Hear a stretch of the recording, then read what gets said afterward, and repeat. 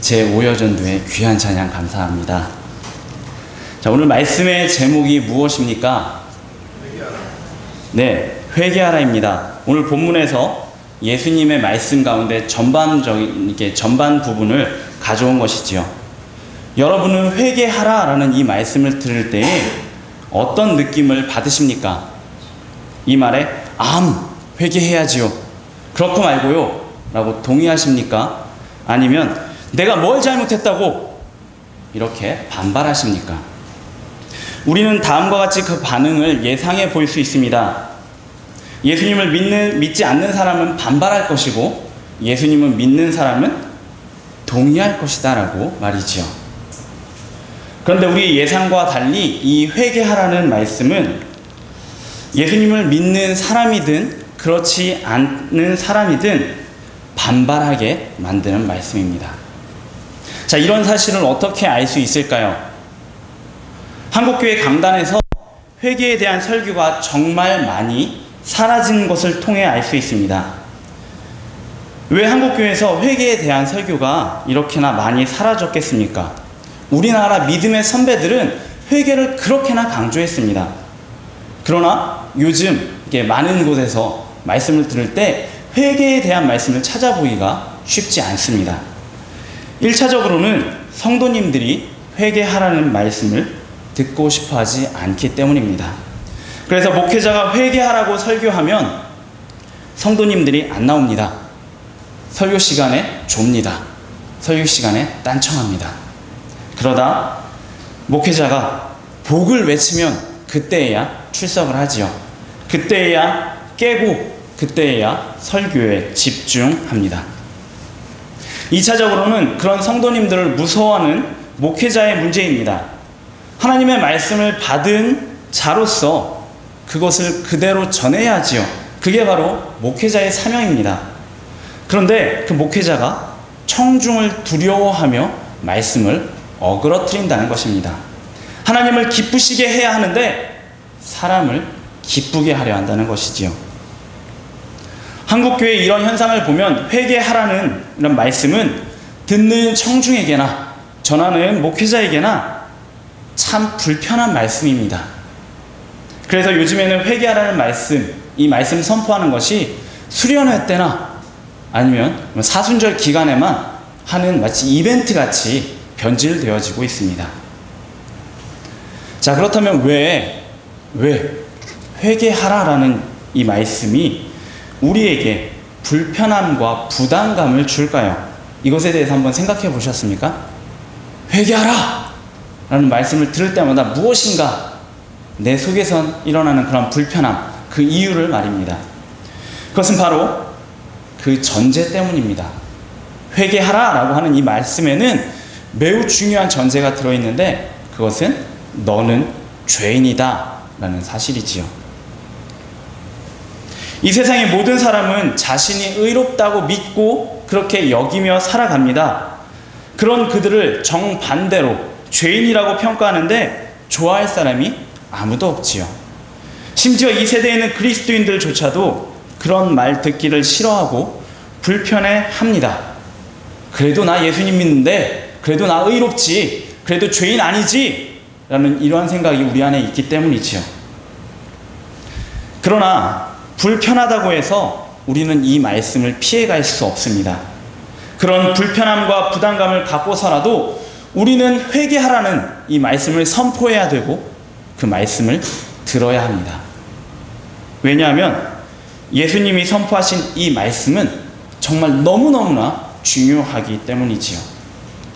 자, 그러면 이 말씀이 왜 중요할까요? 그리고 이 말씀이 얼마나 중요할까요? 회개하라고 하신 그 예수님의 말씀이 왜 그리고 얼마나 중요한지 알기 위해서는 이 말씀이 언제 그리고 어떤 상황에서 선포되었는지를 살펴봐야 합니다. 예수님이 이 말씀을 선포하신 때는 마태복음 4장 12절에서부터 16절을 볼 때 공생의 초창기입니다. 자, 공생애 다 아시죠? 예수님께서 하나님의 복음 사역을 하신 기간을, 그분의 생애를 말합니다. 그 생애의 초창기이죠. 좀 더 정확하게 말씀드리면 예수님이 세례를 받으시고 이제 마귀의 시험을 물리치신 후 가버나움으로 가신 때입니다.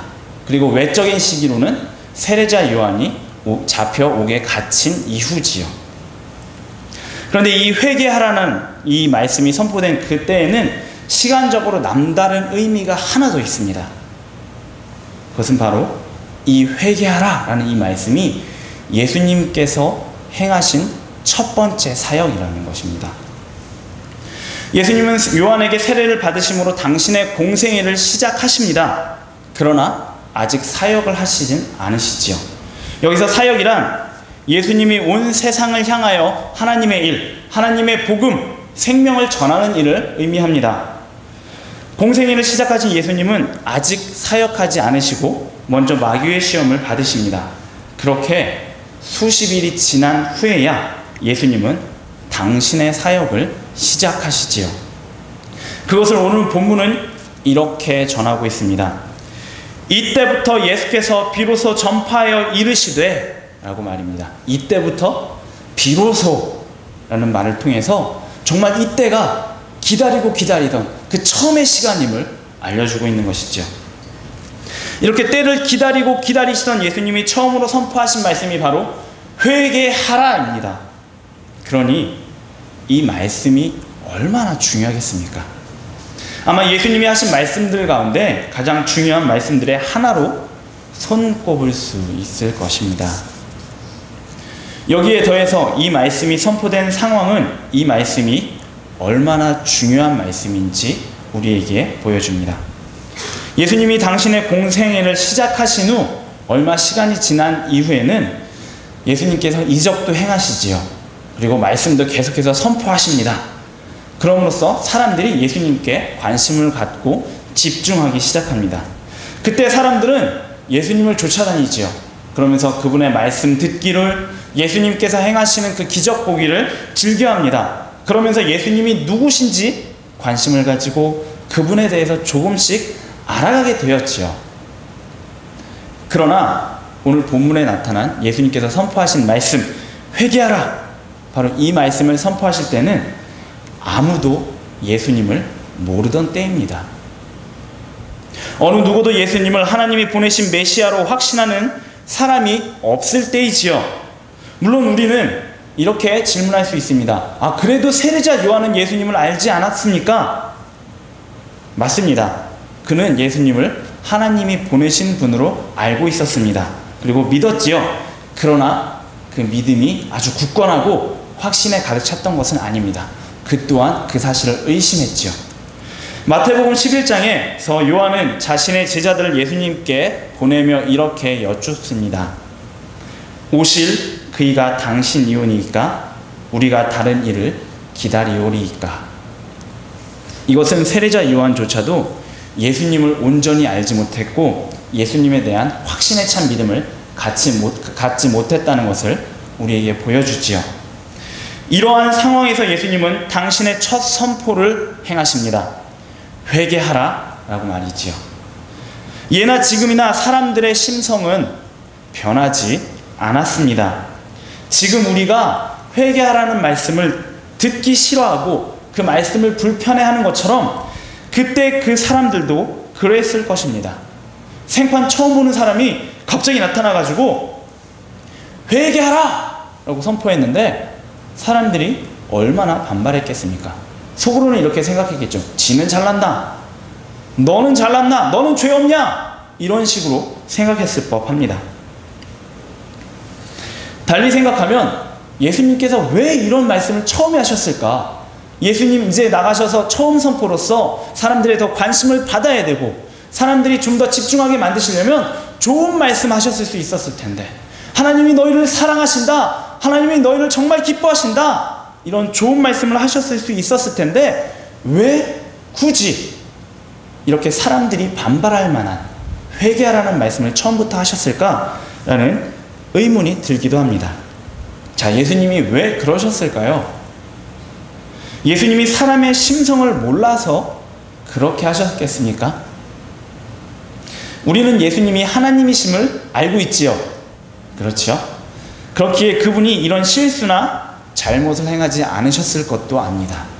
자, 그렇다면 우리는 추측해 볼 수 있습니다.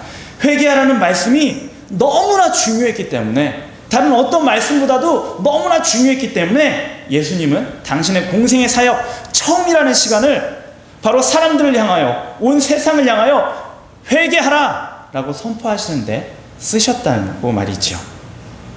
자, 그렇다면 이 말씀이 왜 예수님이 회개하라를 이렇게 중요하게 여기셨을까요? 그 이유에 대해서 우리가 살펴볼 필요가 있습니다. 그 이유는 세 가지로 꼽아볼 수 있습니다. 첫째는 천국의 문제가 사람에게 있어서 가장 중요하다는 것입니다. 그리고 둘째는 이 땅에는 천국에 들어갈 수 있는 사람이 아무도 없다는 것이지요. 셋째는 구원이 필요한 자들에게는 더 이상 여유가 없다는 것입니다. 자, 먼저 첫째는 우리가 쉽게 이해할 수 있습니다. 사람이 이 땅에서 잘 사는 것 중요합니까? 중요하지 않습니까? 중요합니다. 네. 먹고 마시고 누리고 즐기고 만나는 데 있어서 풍족함을 누리는 것 정말 중요하지요. 건강도 중요하지요. 편안함도 참 중요합니다. 그러나 우리는 압니다. 이 땅에서의 삶은 잠시라는 것을 말이지요. 물론 이 땅에서의 삶이 잠시이기에 제 멋대로, 내 멋대로, 마음대로 가볍게 살아도 된다는 말이 아닙니다. 이 땅에서의 삶이 잠시이기에 이 시간을 장차 거하게 될 영원에 관심을 두며 살아야 한다는 것이지요. 자, 그렇다면 여러분에게 다시 한번 여쭤보겠습니다. 이 영원의 시간을, 시간이라는 표현도 좀 맞진 않지만요, 이 영원이라는 시간을 여러분들은 천국에서 보내길 바라십니까? 아니면 영원한 불 가운데서 보내길 바라십니까? 당연히 천국이지요. 자, 그렇다면 영원의 시간을 천국에서 보내는 방법이 무엇일까요? 오늘 본문 말씀은 뭐라고 증언하고 있습니까? 회개하는 것입니다. 바로 예수님이 말씀하신 거죠. 회개하라. 사람에게 가장 중요한 것은 천국에 들어가고 구원을 얻는 것입니다. 회개하고 예수님을 믿음으로 말미암아 그런 영원한 생명을 받는 것이지요. 이 말은 곧 이렇게 연결이 됩니다. 회개와 구원이, 회개와 천국이 결부되어 있다는 것이지요. 이만큼 중요한 것이니 예수님이 당신의 첫 사역으로서 선포하실 법한 말씀인 것입니다. 둘째는 이 땅에는 천국에 들어갈 사람이 아무도 없다라는 사실입니다. 이 부분을 위해서 앞서 드린 말씀을 기억하셔야 합니다. 예수님이 이 말씀을 하셨을 당시 어느 누구도 예수님을 메시아로, 하나님이 보내신 분으로, 구원의 능력을 가지신 분으로 알지도 못했고 믿지도 못했습니다. 상황이 이렇다 보니 이 땅에 있는 그 누구도 구원받을 수 없었던 것이지요. 자, 예수님 이외에 구원의 길이 있습니까? 자신이 없으시네요. 예수님 이외에 구원의 길이 있습니까? 없습니다. 그런데 그 누구도 예수님을 모르는 상황이니, 그 누구도 예수님을 믿지 않는 상황이니 당연히 천국에 들어갈 수 있는 사람이 아무도 없는 것이죠. 구원받을 사람이, 천국에 들어갈 사람이 아무도 없으니 참 큰일입니다. 예수님이 이 땅에 오신 것은 사람들을 구원하시고 그들을 당신의 나라 천국으로 인도하시기 위함인데 그 당시에는 아무도 구원을 받지 못했다는 것이지요. 이것은 정말 큰일입니다. 그러니 예수님이 오셔서 가장 먼저 회개하라 라고 말씀하셨던 것이지요. 마지막 셋째는 더욱더 큰 문제입니다. 바로 구원이 필요한 자들, 모든 사람들이지요. 이들에게는 더 이상 여유가 없다는 것입니다. 자, 이 말씀이 무슨 의미일까요? 사실 예수님이 선포하신 말씀, 회개하라, 천국이 가까이 왔느니라 라는 바로 이 말씀은 이미 예수님이 당신의 공생애를 시작하시기 이전에 세례자 요한이 선포한 말씀입니다. 마태복음 3장 2절을 통해서 우리는 그것을 확인할 수 있지요. 예수님이 선포하신 것과 세례자 요한이 선포한 이 말씀 같은데요, 그저 우리말 성경에서만 같은 것이 아닙니다. 원어 성경을 볼 때 그 사용된 단어와 문법에 있어서도 완전히 똑같습니다. 그런데 이 두 선포 사이에는 결코 좁힐 수 없는 엄청난 차이가 있습니다. 이 차이로부터 세 번째 문제가 발생하는 것입니다. 예수님과 요한의 선포 모두 천국이 이미 가까이 왔다고, 이미 도착했다고 말하고 있습니다. 조금 문법적인 용어를 써야 되는데, 이런 표현을 흔히 현재 완료라는 표현으로 합니다. 이것은 과거에 진행되던 어떤 일이 현재에는 완료되었고 완성되었고 마쳤다라는 것을 표현하는 것입니다. 그러나 이러한 이 현재 완료라는 이러한 말에는 또 하나의 기능이 들어있습니다. 그것은 미래에 분명히 일어난 일을 표현하는 것입니다. 곧 장래일인데요. 이 일이 무슨 일이 있어도 일어나는 일입니다. 이것은. 그랬기에 이미 완료된 것처럼, 이미 맞춰진 것처럼 가져와서 표현을 한다는 것이죠. 세례자 요한의 선포에 나타난 현재 완료가 바로 이 후자의 의미입니다. 분명 요한은 천국이 이미 임했다고, 도착했다고 선포했지만 그것은 여전히 미래의 일입니다. 분명히 일어날 일이기에 앞일을, 장래일을 가져와서 완료된 것처럼 표현했다는 것이죠. 하지만 예수님이 말씀하셨을 때에는 전혀 다른 의미가 됩니다. 예수님의 선포는 다릅니다. 회개하라, 천국이 가까이 왔느니라. 이 말씀은 그저 장래일을 당겨와서 말씀하신 것이 아닙니다. 예수님이 이 말씀을 하실 바로 그 시점, 그때에 실제적으로 완료된 일을 말씀하시는 것이지요. 정리해서 말씀드리면 이렇습니다. 요한이 선포한 천국이 가까이 왔느니라는 미래적인 일입니다.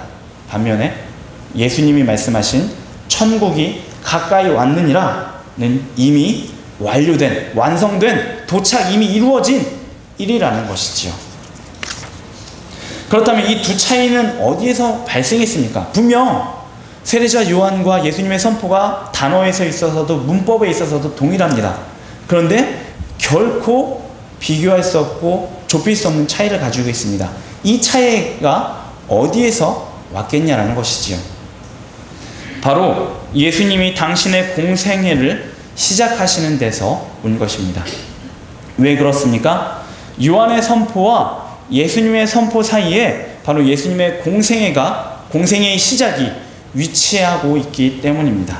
그리고 그 예수님의 공생애는 하나님의 나라, 천국이 도래했음을 알리는 사역이기 때문이지요.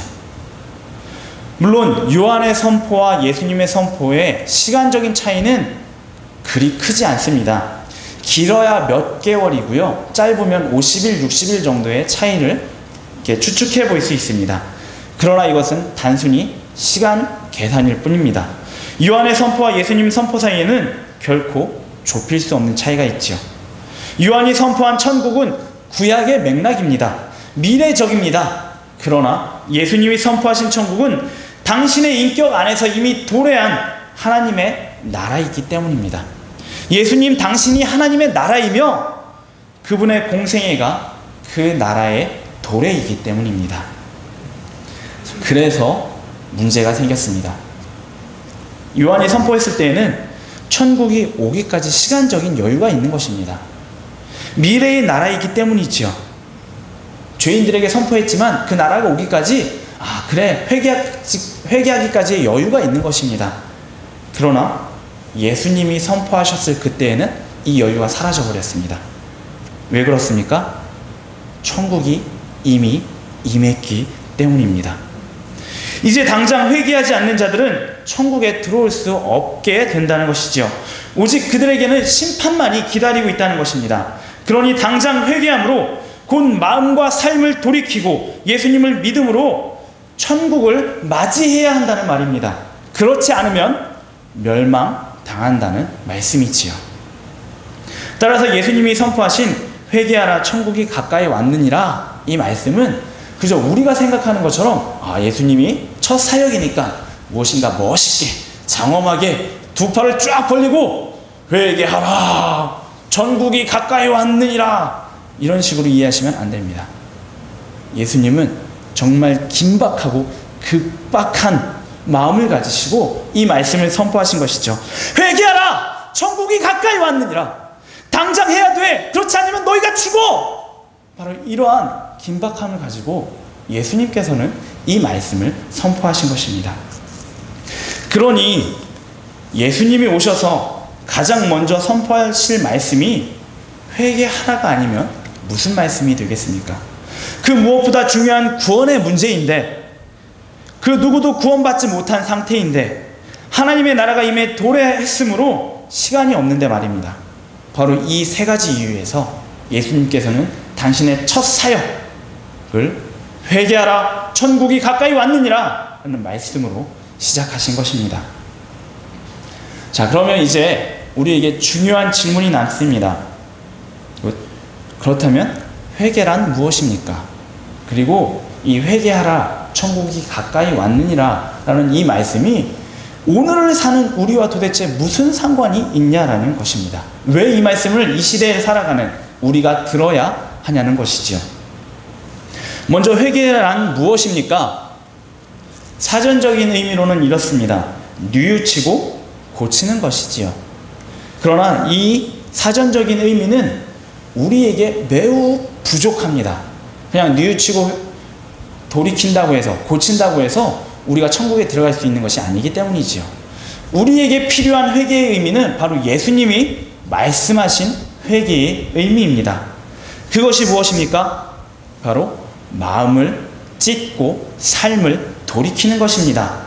그런데 별 차이 없어 보이죠. 뉘우치고 고치는 거하고요. 그런데 예수님이 말씀하신 회개에서 중요한 것이 있습니다. 마음을 찢고요, 삶을 돌이키는데 누구에게 돌이키냐가 매우 중요한 것입니다. 누구이겠습니까? 예수님입니다. 예수님께로 돌이키는 것입니다. 마음을 찢고 돌이키는데 다른 무엇인가, 다른 이방에서 말하는, 다른 사람들이 말하는 그 무엇이 아니라 성경에서 말하는 바로 그 예수님께로 돌이키는 것입니다. 오직 예수님께로만 돌이키는 것을 말하지요. 그것이 바로 회개입니다. 또한 회개는 그동안 나를 나의 왕으로 삼고 내 뜻대로 살았던 것을 죄로 고백하며 그 자리에서 돌아서는 것을 의미합니다. 그리고 예수님만을 나의 왕으로 삼는 것이지요. 그분을 믿으며 그분의 말씀에 순종하는 것입니다. 또 나의 의를 내려놓고 하나님이 보내신 메시아 예수님의 의를 의지하는 것입니다. 그렇게 할 때에, 이렇게 회개할 때에 우리는 천국에 들어갈 수 있지요. 예수님의 의를 힘입어 구원을 얻을 수 있는 것입니다. 이 말씀 믿으시지요? 네. 그렇다면 우리는 이제 다시 한번 회개에 대해서 더 깊은 단계로 나아가야 됩니다. 자, 앞서 드린 회개, 앞서 말씀드린 이 회개의 의미. 자, 누구에게 필요할까요? 누구에게 필요할까요? 오늘 본문 말씀의 배경을 이렇게 고려해서 살펴보면서 이해한다면 이 회개에 대한 말씀은 바로 예수님을 알지 못한 사람, 예수님이 메시아이심을 믿지 못하는 사람, 구원받지 못한 사람, 천국에 들어갈 수 없는 사람들에게 필요한 것입니다. 맞지요? 그렇지요? 네. 이미 말씀드린 것처럼 예수님이 이 말씀을 선포하셨을 때는 어느 누구도 예수님을 알지 못했습니다. 예수님을 믿지 못했습니다. 예수님을 영접한 사람도 없습니다. 그러니 당연히 이 말씀은 그들 모두에게, 온 인류에게 다 필요한 말씀입니다. 분명히 이 말씀에는 다 동의하실 것입니다. 자, 그렇다면 이제 여러분에게 한 가지 또 여쭤보겠습니다. 오늘 이 말씀이, 예수님께서 말씀하신 회개하라 천국이 가까이 왔느니라 라는 이 말씀이 예수님을 믿고 있고 천국이 예비된 자들, 곧 여러분에게 무슨 상관이 있냐는 것입니다. 왜 하나님이 여전히 이 말씀을 천국에 예비된 자들, 예수님에 대해서 믿음으로 고백하며 우리의 주님이시라고 확신하는 우리에게 계속해서 말씀하고 계시냐는 것이지요. 우리가 과거에는 죄인이었다는 사실을 기억하기 위해서일까요? 자, 그렇다면 현재는 죄인이 아닙니까? 여러분은 죄인이 아닙니까? 죄를 짓지 않으시나요? 여러분 안에 죄성이 없습니까? 아니지요. 현재도 우리는 죄인입니다. 자, 그렇다면 하나님은 우리가 과거에 회개한 것을 기억하게 하시려고 여전히 이 말씀을 우리에게 들려주고 계시겠습니까? 과거에 회개한 것을 기억하는 것도 매우 중요합니다. 그러나 그것은 과거의 일이죠. 현재와는 어느 정도 떨어져 있는 일입니다. 자, 그렇다면 과거에 받은 그 구원의 은혜에 대해서 감사하라는 의미에서 오늘도, 이 날도 우리에게 이 말씀을 선포하고 계실까요? 차라리 그럴 것이라면 받은 구원에 대해서 감사하라 라는 이 말씀을 선포하고 계셨겠지요. 이 말씀만을 선포하고 계셨을 것입니다. 자, 그렇다면 왜 예수님은 지금 이 시대에도 이 말씀을 통해 우리에게 회개하라, 천국이 가까이 왔느니라 라고 말씀을 하고 계실까요? 무슨 이유 때문일까요? 오늘 본문 말씀의 또 다른 대상을 생각해 보면 우리는 예수님이 지금도 회개하라고 말씀하시는 이유를 알 수 있습니다.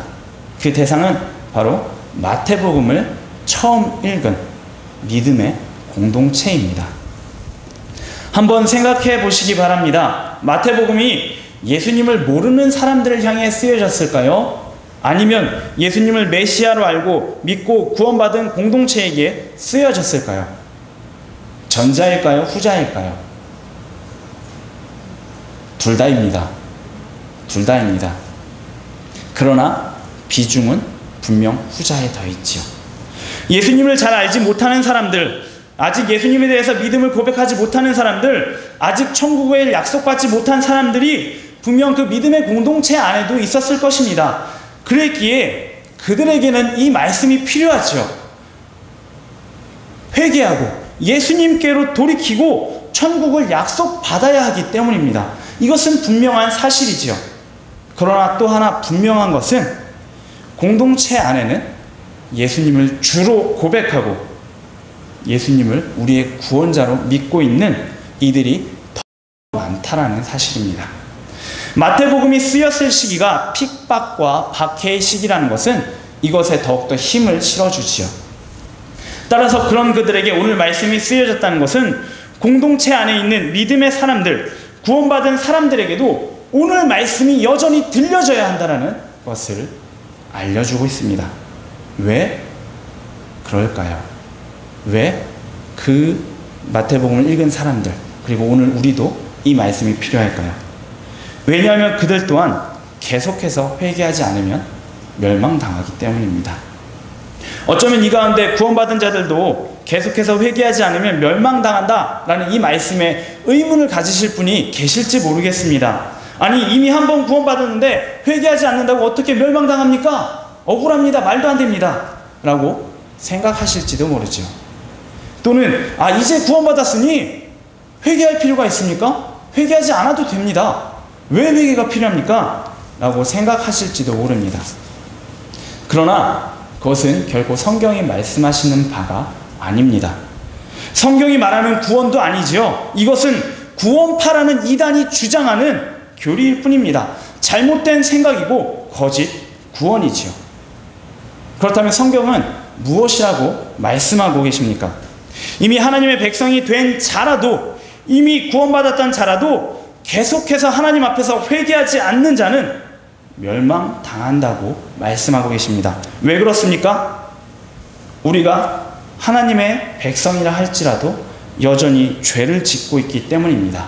그리고 이 죄를 짓는다는 것, 그것보다 더 근원적으로 계속해서 하나님을 거역하고 예수님에 대한 믿음에서 돌아서고자 하기 때문이지요. 그러한 예는 성경에서 무수히 찾아볼 수 있습니다. 하나님의 백성인 북이스라엘 잘 아시지요? 왜 멸망당했습니까? 하나님 앞에서 회개하지 않았기 때문입니다. 우상 숭배의 죄를, 불순종의 죄를 뉘우치지도 않고 하나님께로 돌이키지 않아서 멸망당했습니다. 하나님의 백성인 남유다는 어떻습니까? 똑같습니다. 그들도 하나님 앞에서 회개하지 않았기 때문에 멸망당했습니다. 바울도 고린도전서 10장 2절에서 5절 말씀에서 이러한 내용을 증언합니다. 모세에게 속하여 다 구름과 바다에서 세례를 받고 다 같은 신령한 음식을 먹으며 다 같은 신령한 음료를 마셨으니 이는 그들을 따르는 신령한 반석으로부터 마셨음에 그 반석은 곧 그리스도시라. 그러나 그들의 다수를 하나님이 기뻐하지 아니하셨으므로 그들이 광야에서 멸망을 받았느니라. 바울은 그들이 예수님으로부터 나온 신령한 음료를 마셨다고 했습니다. 다시 말하면 구원받은 것으로 이해할 수 있지요. 예수님 주신 은혜를 누렸다는 것입니다. 그러나 그들 모두가 약속의 땅에 들어갔던 것은 아닙니다.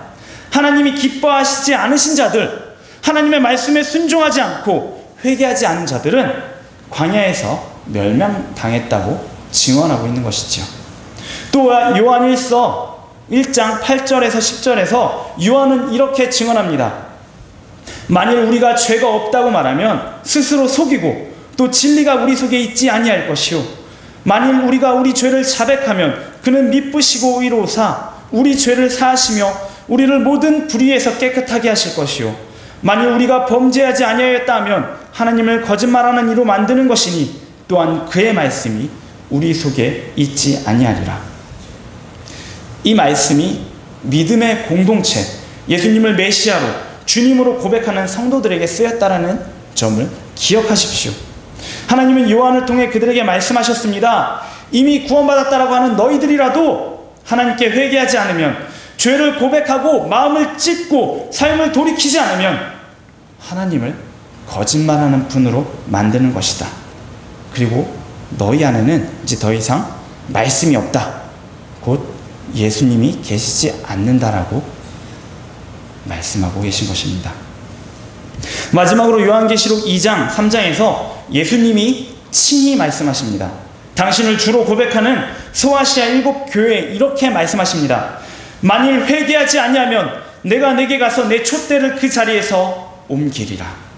회개하라. 그리하지 아니하면 내가 내게 속히 가서 내 입의 검으로 그들과 싸우리라. 회개하라. 만일 일깨지 아니하면 내가 도둑같이 이르리니 어느 때에 내게 이르는지 내가 알지 못하리라. 이 모든 말씀은 무엇을 의미합니까? 한번 받은 구원에 교만하지 말라는 것이죠. 그 구원을 위해 계속해서 하나님께 회개하라는 것입니다. 회개를 통해 하나님이 주시는 매일매일의 구원을 누리며 그 구원을 이루라는 것이죠. 다만 이 회개라는 부분을 우리가 생각하며 말씀에 순종할 때 오해하지 마셔야 될 부분이 있습니다. 그것은 어떠한 경우에라도 이 회개는 우리의 업적이나 우리의 공로가 될 수 없다는 것이죠. 왜 그렇습니까? 회개란 잘못을 고백하고 뉘우치며 원래 상태로 되돌리는 것이기 때문입니다. 회개 자체가 결국 어떤 일에 있어서 업적이나 공로처럼 플러스가 되지는 않는다라는 얘기입니다. 자, 그렇다면 원래 상태가 무엇입니까? 예수님만을 나의 왕으로 모시는 것이지요. 우리 속에서 끊임없이 일어나는 욕망, 곧 내가 나의 왕이 되고자 하는 그런 욕망을 버리고 예수님만을 나의 왕으로 고백하고 믿고 모시는 것입니다. 그러니 회개야말로 정말 내가 무력하다고, 내가 무능하다고, 내가 무익한 존재라고 하나님께 고백하는 것입니다. 그리고 하나님만을, 예수님의 십자가의 은혜만을, 성령의 다스림만을 의지하는 것이지요. 그러니 한번 은혜를 받았다고, 구원받은 확신이 있다고 더 이상 회개하지 않아도 될까요? 이전에 한번 예수님을 왕으로 모셨다고 끝입니까? 한번 믿으면 완성되는 것입니까? 아닙니다. 우리의 연약함 때문에, 우리의 부족함 때문에, 우리가 계속해서 죄를 짓고 있기 때문에, 계속해서 예수님을 부인하는 삶을 살려고 하기 때문에 그렇지 않습니다. 그러니 우리가 하나님의 백성이 되었다면, 그리고 회개하고 예수님을 믿음으로 그 은혜를 받고 구원의 기쁨을 누렸다면 이후로는 더 철저하게, 더 처절하게 회개해야 합니다. 내가 하나님 앞에서 죄를 지었다고, 잘못했다고, 내 공로는 없다고, 오직 예수님의 긍휼만을 계속 구한다고 회개해야 하는 것이지요. 따라서 예수님을 아직 모르며 믿지 않는 자들에게도, 그리고 이미 예수님을 구주로 믿으며 구원받는 자들에게도 회개하라라는 말씀은 여전히 필요합니다. 그래서 예수님은 이 시대의 세상을 향해, 그리고 우리를 향해 회개하라, 천국이 가까이 왔느니라 라고 선포하고 계신 것입니다. 만약 우리가 예수님의 이 말씀을 듣고 그 말씀에 따라 순종해서 회개한다면 어떤 일이 일어날까요? 하나님이 우리에게 어떤 은혜를 주시겠습니까? 천국 하나님의 나라입니다. 영원한 생명이며 구원이지요. 바로 매일매일 우리의 삶 가운데서 하나님의 구원을 이루어 주시는 것입니다. 이것이 바로 바울이 빌립보서 2장 12절에서 말한 항상 복종하고 두렵고 떨림으로 너희 구원을 이루라 라는 말씀의 의미이지요. 우리가 예수님의 말씀에 따라 회개할 때 하나님은 이 구원의 은총, 바로 가장 본질적이고 중요한 은혜지요. 이것을 끊임없이 주십니다. 그리고 더불어 또 다른 은혜도 주시는데 그것은 바로 부흥입니다. 성경은 회개하는 자들에게 하나님이 주신 부흥을 증언합니다. 히스기야와 요시야의 범민족적인 회개를 통해 하나님은 그 나라에 다시 한번 부흥을 허락하셨습니다. 또 바벨론 포로에서 돌아온 에스라를 통해 유다 사람들이 회개하게 하심으로 그들에게 놀라운 은혜를 허락하셨지요. 이러한 증거는 우리 가까운 역사에서도 찾아볼 수 있습니다. 평양 대부흥 운동이 일어나게 된 중요한 계기 중 하나가 무엇인지 아십니까? 남강리교회 선교사로 파송받은 하디 선교사라는 분이 있었습니다. 이 선교사님이 선교 사역을 하면서 계속해서 복음 증거도 안 되고요, 실패를 하고 있었습니다. 그래서 그 마음을 다잡고자 주위에 있는 선교사님들과 함께 모여서 성경 공부를 하곤 했죠. 그런데 이 성경 공부하는 시간에 이 하디 선교사님에게 하나님께서 성령을 부어주심으로 회개하기 시작했습니다. 자신이 지었던 그 죄를 하나님 앞에 통회 자복하기 시작했지요. 그런데 이것이 그저 하디 선교사에만 멈춘 것이, 그 성경 공부의 자리에 모여서 함께 공부한 모든 선교사님들에게 임했던 것입니다. 그들도 함께 회개하고 하나님께 통회 자복을 했던 것이죠. 그리고 이러한 회개 운동은 그 선교사님들이 섬기는 교회에서 그 성도님들에게도 퍼져나갔습니다. 그 결과 바로 1907년 평양 대부흥 운동이 일어나게 된 것이지요. 바로 이 부흥, 하나님께서 회개하는 자들에게 주시는 선물입니다. 그러니 우리는 오늘도 들어야 합니다. 예수님을 모르고 믿지 않는 자들에게 뿐만 아니라 예수님을 믿고 영접한 우리에게도 여전히 말씀하시는 그 예수님의 음성을 들어야 합니다. 회개하라! 천국이 가까이 왔느니라! 외치시는 그 예수님의 말씀에 순종해야 하는 것이지요. 이것이 우리가 이 말씀을 이 시대에 지금도 들어야 하는 첫 번째 이유입니다. 자, 그렇다면 두 번째 이유는 무엇일까요? 두 번째 이유는 이것입니다. 바로 회개하라, 천국이 가까이 왔느니라는 이 말씀은 예수님이 당신의 제자들에게, 그리고 오늘 우리에게 주시는 사명이라는 것이지요. 마가복음 6장 7절 이하에는 예수님이 12제자를 둘씩 보내셔서 복음을 전하게 하시는 사건이 나옵니다. 자, 그런데 그때 제자들이 둘씩 짝지어서 예수님의 복음을 전하기 위해 나갔습니다. 그때 선포한 말씀이 무엇인지 아십니까? 성경은 이렇게 증언합니다. 다른 말 안 했습니다. 회개하라, 전파했다. 제자들이 한 것 다른 것 아닙니다. 바로 예수님께서 처음 전파하셨던, 처음 선포하셨던 회개하라는 그 말씀을 제자들도 선포했던 것이죠. 바로 복음의 핵심이기 때문입니다. 바울도 회개하라는 말씀을 선포합니다. 사도행전 17장을 보면 바울은 아덴에서 복음을 전할 때 어디든지 사람들에게 다 명하사 회개하라 하셨으니 라는 하나님의 말씀을 선포하지요. 곧 하나님이 지금도 회개하라 라고 선포하고 계신다 라는 말씀을 증언하며 바울 자신도 나도 너희에게 회개하라 라고 말하고 있다는 것을 알려주는 대목입니다. 이 사명은 오늘 우리에게 이어졌습니다. 물론 지혜롭게 그리고 선포할 필요가 있죠. 지혜롭게 선포할 필요가 있습니다. 우리가 전해야 할 복음의 핵심은 우리의 마음을 뉘우치고 예수님께로 돌아가야 한다는 것입니다. 그래야 천국이 있음을, 그래야 구원이 있음을 전해야 하는 것이지요. 오늘 예수님은 우리에게 말씀하십니다. 회개하라, 천국이 가까이 왔느니라. 이 말씀은 단순합니다. 그러나 매우 강력하지요. 우리를 천국으로 인도하는 말씀입니다. 또 이 땅에서 예수님이 우리에게 주신 사명을 감당하게 하는 말씀이지요. 그러니 이제부터 이 말씀을 마음에 새기시기 바랍니다. 예수님께서 우리에게 하신 말씀, 회개하라 천국이 가까이 왔느니라, 이 말씀을 여러분의 마음판에 새기시기 바랍니다. 그리고 매 순간 매 순간 그 말씀을 묵상하시길 바랍니다. 그리고 그 말씀에 순종하여 회개하시고 선포하시기 바랍니다. 그때 회개의 역사와 그 은혜가 우리 삶 속에 충만하게 임할 것입니다. 함께 기도하겠습니다.